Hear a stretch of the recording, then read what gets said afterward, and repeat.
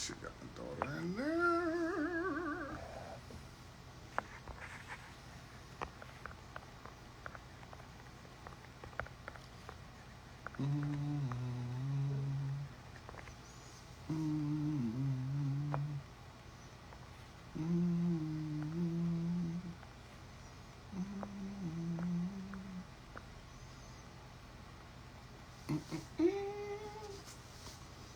Volume all the way up. What is going on, y'all? How we doing today? I hope everybody is encouraged.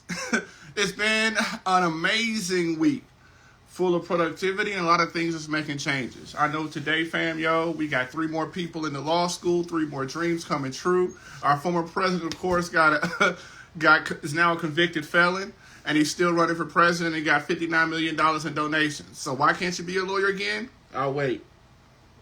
Nevertheless, as our room continues to fill up, I want you guys to let me know where it is that you're viewing our session from. Of course, you know, you guys, I'm holding it down over here in St. Louis, Missouri. Yay. I want to know where it is that you're viewing our session from. I want to also be able to know how things are going in your journey. We know right now we're in the 4th quarter of the admissions cycle where people are waiting to hear back from law schools, making apartment plans, relocating, about to take the LSAT this weekend. I'm sending prayers and positive vibes out there to you. We got people, of course, who are in the midst of doing conditional admissions programs, which is phenomenal.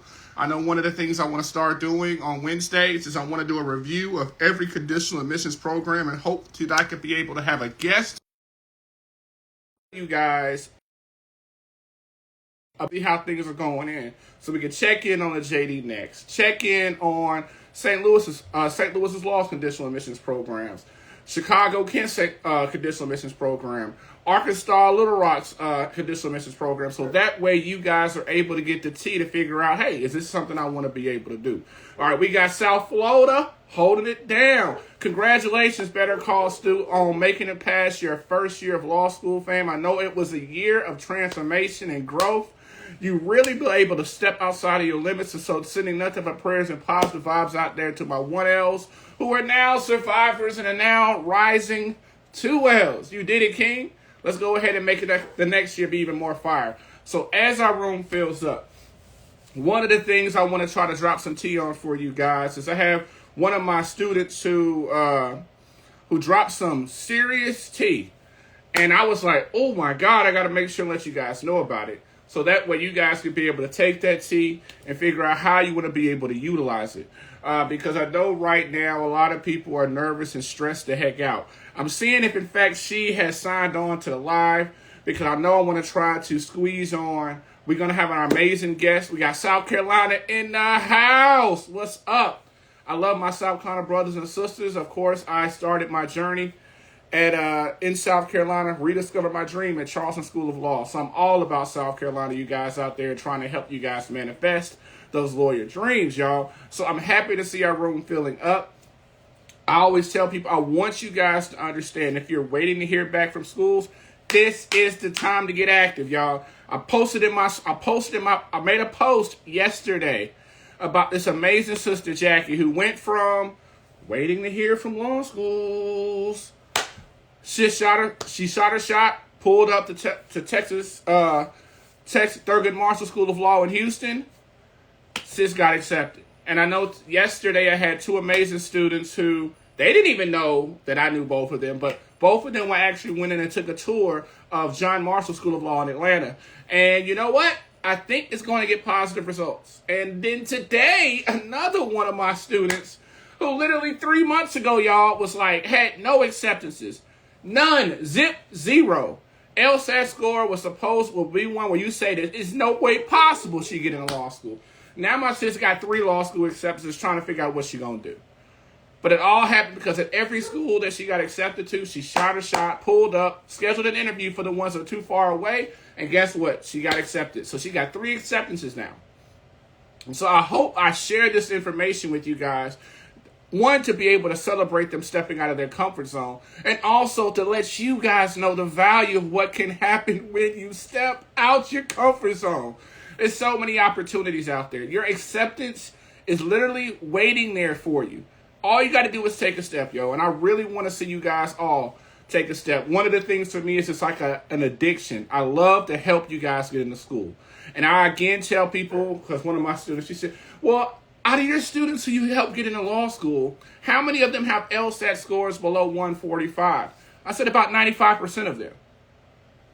So you're telling me most of the people that you get into law school have so-called low LSAT scores? Absolutely. And I shared it with you guys to understand that it's a dream that's something that's very, very possible. I guarantee right now, fam, there's somebody that I've helped get into law school that has a lower LSAT score than you. So understand this. Shoot your shot. Jackie did it. We have a lot of students who did it yesterday. And I want you guys to understand the value of being able to shoot your shot and advocate for yourself, you know, like the lawyer that you're going to be, right? And so nevertheless, let's see if I can get my girl on. The first drop the tea it's about the LSAT. I did not know this. Hopefully I wanted her to be able to let you guys know this. But if she's not here, I asked her to make a video so she could be able to share it with you guys. So I can share it with you guys in a story. Let's see if I can pull her up. 1 second. And if I can't pull her up, then I'll just go ahead and tell the tea for you guys. So let's see here. She's not here, so I'll share it with you. So check this out, you guys. One of the things I always try to really advocate for you guys, it is what I call neurodiversity. If in fact there's a lot of people out there, especially in the brown and black communities, we oftentimes don't look at we don't consider the fact that we may have ADHD, or we may have a learning disability, or we may have anxiety. All these other things, of course, are features of having neurodiversity. And oftentimes, we normalize those things and think that we cannot get resources to help us with those particular challenges. However, a lot of times with our white brothers and sisters is their parents are more educated or aware about ADHD, and oftentimes this does not have that negative stigma attached to it. Well, I know one of the things I've done for you guys is I've made a lot of videos about how you guys could get testing for ADHD for free 99. And I've also made videos and created templates and call scripts to help you guys learn how to navigate that space so you guys can secure accommodations for the LSAT, which of course will lead to accommodations for law school, which of course then will lead towards accommodations for the bar exam. And so one of my students today, she reached out to me and she really surprised me. So she told me she was talking to an LSAT tutor, someone that hired a private tutor. And the private tutor let it be known, tell her that, hey, do you know that if you have accommodations, you can request to have the experimental section of the LSAT removed? Did y'all just hear what I just said? That if in fact you've been approved for accommodations, you can request to have the experimental section of the LSAT removed. Right. That's what I'm saying. I'm sitting here thinking to myself, like, man, I took this LSAT so many times, and I had accommodations. And so, of course, what we do, fam, you know how we roll, Germiya. So she pulled up and called the law school admissions council and was like, hold on. Are you telling me that I could get, if I have accommodations, I could get the experimental section removed and just be able to focus on the sections that are scored? Because I thought about it. I was like, okay, if you have accommodations, that means you got about 90 minutes. And that means that, you know, when you talk about fatigue, you talk about ADHD. If you have to take on an additional section that's not scored, that could impact your performance, of course, on the overall exam. And so she called the law school admissions council today. And apparently they told them, well, yeah, you can request to have the experimental section of the LSAT removed. So, of course, what she said, Germiya, she was like, okay, well, deuces, holla. I don't want to take the test with the experimental section. I have accommodations. So what did they tell her? Well, for you to get that new accommodation, you'd have to cancel your score, cancel your test, which she's taking on Saturday. And then she could get the accommodation of being able to have the experimental section removed. Just think about that, right? Think about if, in fact, Brene, you got that? That's the tea that I sent you in a text message I wanted to share. So if you have accommodations, and you can talk to your LSAT coach about this too. if you have a and Germiya, it's our girl from the Lou, the one that I connected you with, who you're mentoring. So if you have accommodations, you could call the law school admissions council, and you could request to have the experimental section removed. Now, of course, when she spoke to the representative at the law school admissions council, what they told her is that it's supposed to be a request on the website where you're supposed to be able to check the boxes of requesting the removal of the experimental section. So, of course, you know what we lawyers do. Lawyers in training, what we do? She went and checked it. It wasn't there. She talked to the LSAT tutor. He said, I have that request made personally for all of my students who take the LSAT. So just think about that. How many, oftentimes,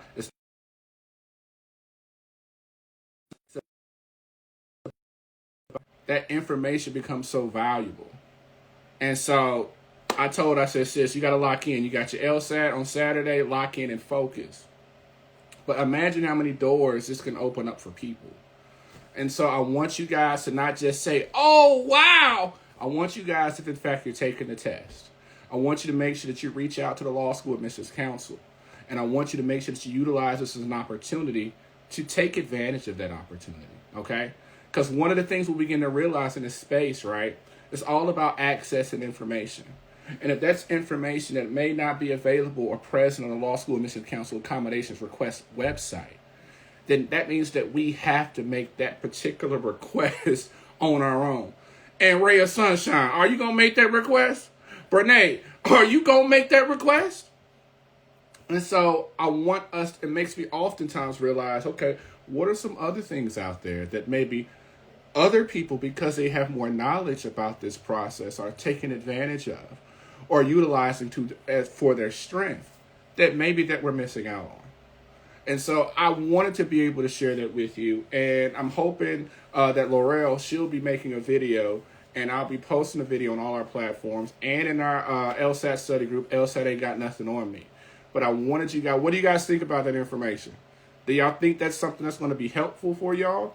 Because shoot, boy, back in the day, when I was taking my LSAT, that is definitely something that would have been extremely helpful for me. Not having to take that accommodation, not having to deal with an experimental section that oftentimes fatigues me to the point that it's going to impact my performance. So Pink Wonder said it was good for her. Esther Mampuga, Esmeralda, I hope you got what I just said. So if you're preparing for the LSAT and you have accommodations, when you submit your request, formal request for accommodations, you're going to also ask for the Law School Admissions Council to waive your experimental section. All right? And so you want to make that request. And if it's not something that you can make formally on their form, you're going to have it where the medical expert who's filling out your form, your counselor, is going to make that specific request made for you on your behalf. So when we get information, let's utilize that information and apply it towards our lifestyle so we can make some changes and really help us take that next step. All right. So I was excited about sharing that information with you. And I'm excited about who we about to talk to today. All right. Now, listen, one thing I tell people, and this is why I oftentimes tell you guys to go to visits, is that law schools feel energies. The experimental section, Pink Wonders, is about, I guess it'll be 90 minutes or 45 minutes, 90 minutes to people who may have accommodations, and maybe 45 minutes for people who don't. Okay. So one thing, the reason why I tell you guys, what's going on, Alex? What's good, sis? And so one of the things, the reason why I tell you guys oftentimes to go to schools is because you want to catch energies. You want to catch vibes. I really was not a big believer in that until I started experiencing it myself. And when I tell you about energies and vibes, law schools are also trying to get that sense too. And y'all, I'm about to go ahead and get this amazing sister on here, Germiya, who when I talk about energy, when I talk about vibes, this sis is the one of one. So let's go ahead and try to get her on because we got to give her flowers, man. This young lady is... She has a heart of gold, and she's really, really been advocating to try to help get people to law school. And she's helped so many people. I'm over here hyping you up over here. I see. And it's all, and the thing about it is, it's like, just like the energy that you guys see right now, that's the energy that she's been given, not just in law school, because she's not just helping us get into law school, she's also helping a lot of law students out too. And one of the things is I know that once the law school saw you, met you, got in touch with you, they was like, oh, yeah, we want her. And that's why I tell people to go to visits, because it's like, oh, yeah, we felt that vibe. And so without further ado, let's give it up to St. Louis Law's Student of the Year. Of the year. What? 2024 Student of the Year. Hey, yo, I posted her speech too, y'all. I posted the speech. So go ahead, sis. Let them know what's up. Hi. Hi, everybody. How are you? What's going on, Anthony? What's good, man? So, you know, when I talked about the LSAT, that came from my girl Laurel, the one who I connected you with. Yeah. And I was just like, oh, man, we just got a whole Midwest vibe going on this day. And so, and the thing that's amazing is just like, I thought about you when I was looking at your stories and I was looking at your speech. And I was like, you know what, man, people got to realize it's like, this is something that they could do. And I think one of the things that's amazing when people see, oh, well, you know, Germiya, you know, I ain't got it like Germiya. I mean, she's Student of the Year. I mean, she ain't got nothing hard. And I was like, come on, fam. I was like, we got to go ahead and let people know about this journey, because the thing I thought about, I was like, dang, you know, 2 years ago, you were in the space that a lot of people are in now. And so I want you to go ahead and spill the tea. Tell them how you got to where you are and how right now, I guess for you, it was like proving ground for you 2 years ago. And you stood on business, and well, we know what happened. Mm-hmm. So my story started, I actually started applying in 2020. I think that's when I took the LSAT. So I was lucky I didn't have to do the experimental section because COVID, they wanted to get us in and out. But so I was one of the, I'm going to take a year off of school.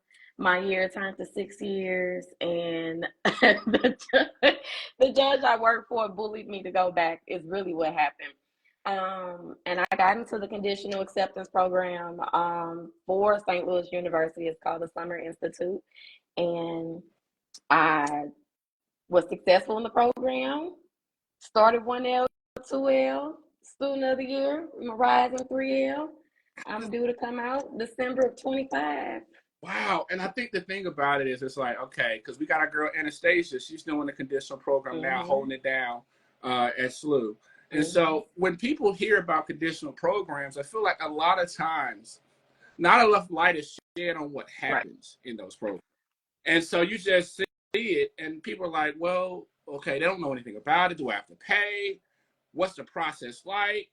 And so I was like, you know what? This is an opportunity. Now, so tell me a little bit about the SLU Law Conditional Admissions Program and how you got in. Okay, so I am actually a teacher's assistant for it this year. So I am hands-on getting our babies through it.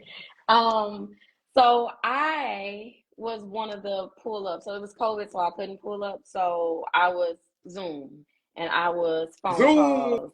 You know, you're gonna feel this energy through the video. You're gonna feel this energy over the phone.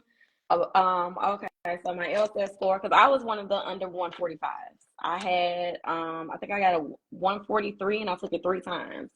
I think I got a 142 and then maybe a 143 and then a 143 again. And I said I wasn't taking it again.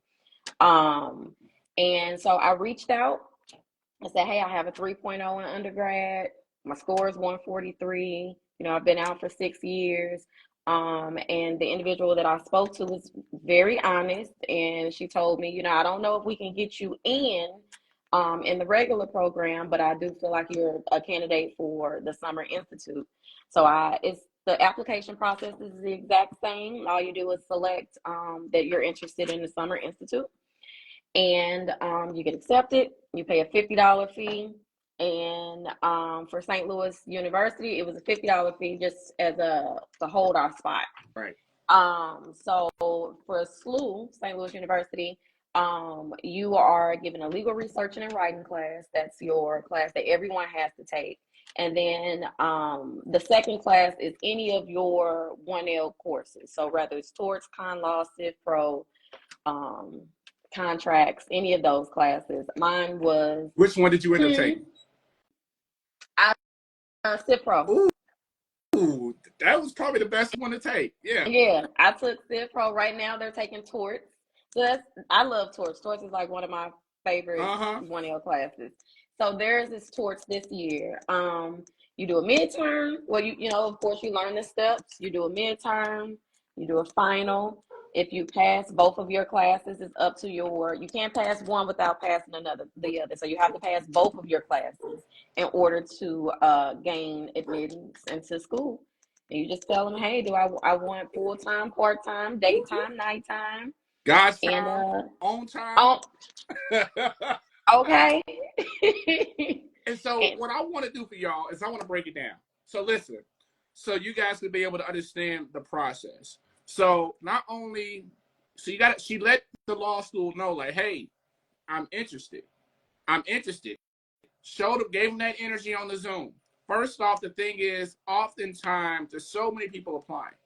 And so she scheduled a meeting with her. She wasn't scared. You can't be scared.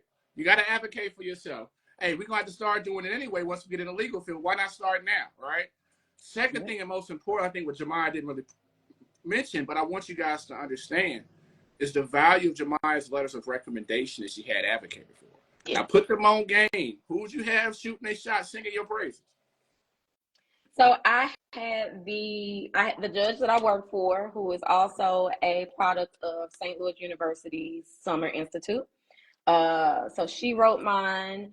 I had another Judge Jimmy Edwards here in St. Louis. I had him write it as well. He's a proud product of the Summer Institute as well. Both were circuit judges, and then he moved on to be the director of public safety here in St. Louis.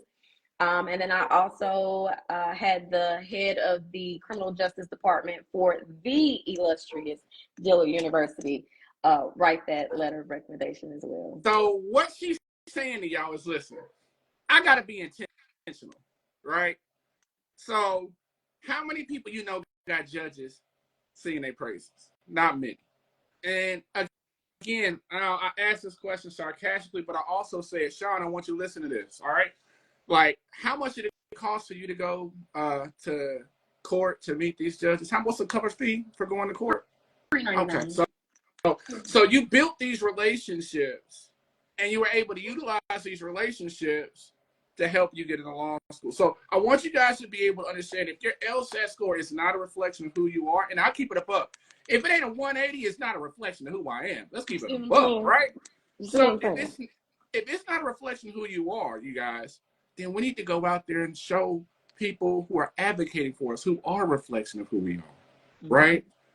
Of course, when you first started the game, I know, because you already had a relationship with the judge, but you had to do that over time. You built that relationship. And again, it's $3.99 to go to court. And for you guys out there, one of the things I'll tell you guys is, when it comes to a specific situation where there's so few brown and black judges, oftentimes it becomes a community. Because keep it above, chances are the way you connected with the one judge is because of the relationships you had with one already. Yep. And she flipped that. And the thing is, everybody's watching you. And the energy that she's been giving off to the judge for 6 years, and told her, hey, girl, you sell yourself short. You're going to go to law school, damn it, right? That's the same energy that they were able to catch from her. Because oftentimes, you guys, what you guys have to understand is that really what letters, I've never thought about it. Think about this, Germiya.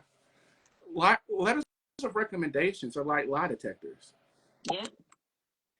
Is what you saying about yourself True. match what other people are saying about you? Mm-hmm. And when they're a match, then the LSAT scores become less and less important. Because at the end of the day, law schools want to know, can you do the work, Sean? Yep. Can you do the work? And who you got to vouch for you to say that you can do it? My cousin them, Bree them, that ain't going to cut it. But again, Germiya told me, cover charge, the courtroom is $3.99. Mm-hmm. And I want you guys to be able to understand and the level of intentionality. Now, keep it a buck, says it was not by accident that you were like, I'm applying that conditional admissions program. Yeah. Alumni, that one and that one are right in my LORs. Okay, now tell us about that level of intentionality. Because I want you guys to hear this, because it may not be as fluid. but there's 26 other law school programs. Mm-hmm. And someone's still accepting applications right now. In fact, I think SLU is still accepting applications right now. Tell us about the level of intentionality that went into that process for you. Because nothing happens by accident. And one of the things I think about, literally, is how you're balancing right now, being everything for everybody, still slaying in class, still being there as a law clerk, is because you have been moving with intention since day one. So, when I graduated, so I wanted to be an attorney since I was 7. When I graduated, I told myself, like, oh, I'm gonna go get my master's, right? I've been in school forever and a day, right? I'm tired of school. Law school seems a little hard. Let me just do this 1.5-year program and just get another degree, right? The only 2 classes I took was the classes that the judge that I worked for taught. And then I didn't complete the program. I'm telling you. I'm on a mission. I'm telling you. And things happened, life happened. I didn't complete the program. I ended up teaching. And I told myself, if I do not get out this classroom, I'm never going to be an attorney, because I just fell in love with my babies. So I left and I got a job with the St. Louis County Circuit Court, working in the criminal and traffic department. At that point, I was able to network and rub elbows with all of the attorneys who came into the courthouse. And every conversation or every chance that I had, I brought up wanting to be an attorney. Every conversation. I had attorneys texting me right before the LSAT, like, when are you going to stop BS and go to law school? Like, the attorneys were pushing for me. I got comfortable in the position that I was in, and imposter syndrome started to seep in. And I said, I could just work my way up through the courts, right? Like, my bills are getting paid. I got insurance. I'm good. Got a little savings building up. I could be a circuit clerk. I could make what judges make, just run the courts. And I did a fast, and I said, God, if law school is for me, order my steps. And I did a 21-day fast, and I randomly bumped into the judge I work for now at the bank, and she told me she was looking for a clerk, and which so happens to be directly next door to the law school. And I started working for her, and I started working for her in 2019. I took the LSAT in 2020. I applied in 21, and I started, I believe, 2022. Wow. And I think the thing I want you guys to be able to understand from that is, it's like, it's so easy to get comfortable, but you know your purpose and you know what you have to do to be able to fulfill it. And I think that one thing that's kind of amazing with you, sis, and I want you to be able to share a little bit about what was one of the biggest things for you, biggest learning curves that you had to overcome. Because I think, you may be like, Anthony, get out my business, but this is what I think. I think almost to a degree, when you first started the master's program, it was like, can I do this? I mean, can I do? I've been out of school for a while, so I need to know first if I could do this. And then you mess around and had the class with the judge. I mean, God really over here showing out, right? then it's like, hold on, I can do this. I don't need the master's program. I'm sorry. I need to save some coins because I can do this. And then I tell people oftentimes in our sessions, say, in life we have what I call our affirmation moments. We realize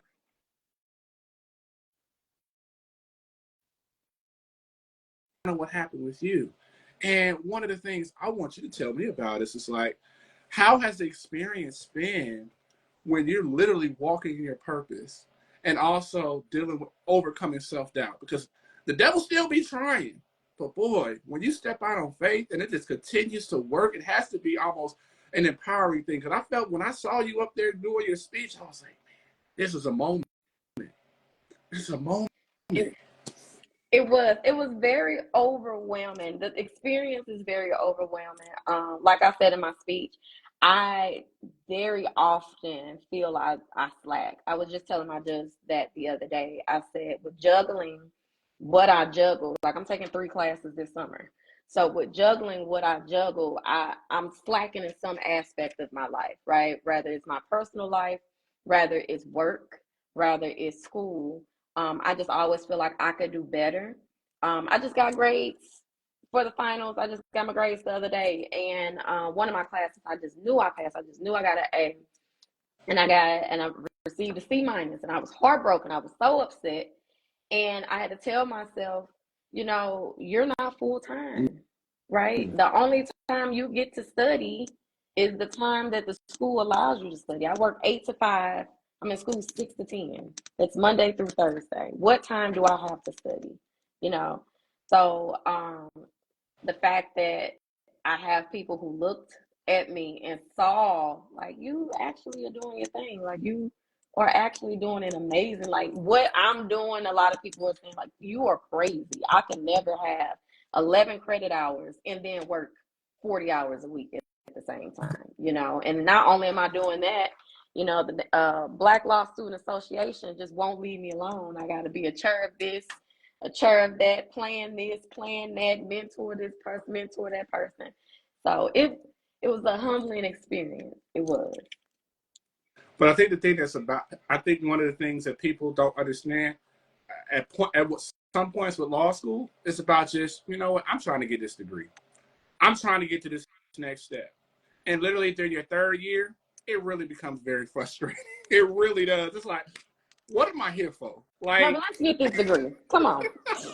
Take this class. It's like, what am I here for?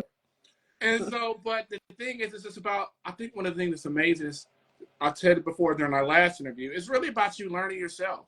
It's about you learning the boundaries that you have to set for yourself to be able to be the best version of yourself. That's and true. Also learning, one of the things I think has been amazing, and I want you to talk about this, is learning how to give yourself grace.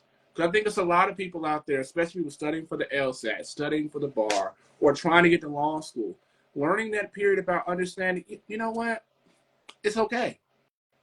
Because let's say about a couple of years ago, you would have got that C, you would have been, oh, hell, it would have been all over. But it's like, I gave myself grace. So go ahead and spill some tea on that for this if you could. So I am not the best person to give myself grace. I saw that C minus at 8 o'clock in the morning, and my entire day was just ruined. I'm not even gonna lie, my entire day was ruined. However, you just have to step back. Like I said, I had to step back and let myself know you have a lot on your plate. Yeah. You passed the class. You put the work in. You did exactly what you needed to do. I studied from 6 to 12 after a full day of work, 6 p.m. to midnight for 14 days in a row. So I had to let myself know, you put in the work, and it's okay if you passed the class. I was told that. Somebody drilled that in my head. But you passed the class, even with the LSAT, right? Okay, I got a 143. I've been studying for this test for 6 years, off and on, and if 143 is what I can get, 143 is what I can get. Now, and I said this in our last, interview, this 143 don't define me. So let's see how else I can get in here. The 143 is low, but let me see who else I can connect with. Went on their website. Okay, this is the admission person. Okay, that's the assistant admission person. Okay, let me email them. Let's build a relationship with them. Oh, okay, she in DEI. Okay, let me go ahead and talk to her in DEI and see what's going on. And I do that now with the mentees that I get. I send them directly in the same path that I went in. This is who you need to talk to. These are the people you need to build your relationship with. These are the people, because you need those people to advocate for you when they're looking at your application, and people in the admission committee is looking at your GPA and saying your GPA is not strong. Well, her GPA is not strong, or her LSAT score is not strong, but I talked to this person, and I know this person really wants to do this, and I know this person has the heart to do it.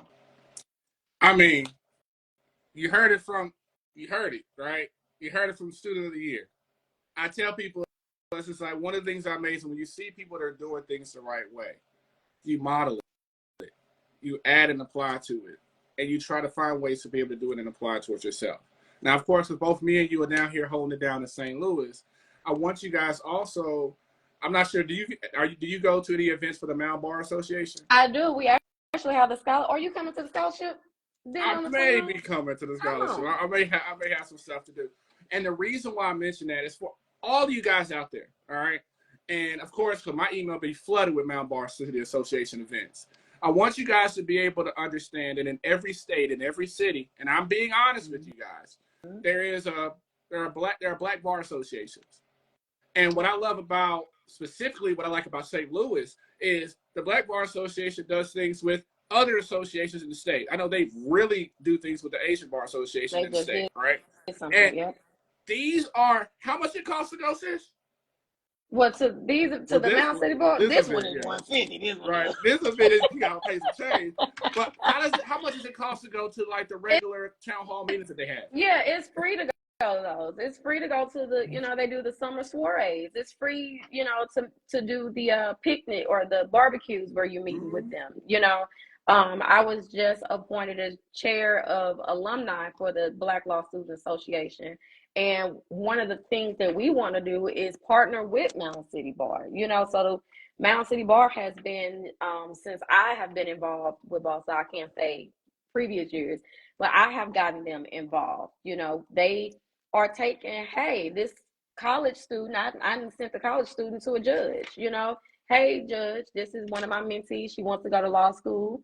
She's an AKA, you an AKA, take my baby, help out, There we go. And I share this information with you guys because I want you guys to understand and listen. You may be a first gen. I know I was a first gen.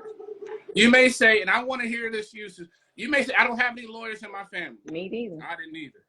But these are spaces for you guys to be able to enter into and get around people who are lawyers, who are judges.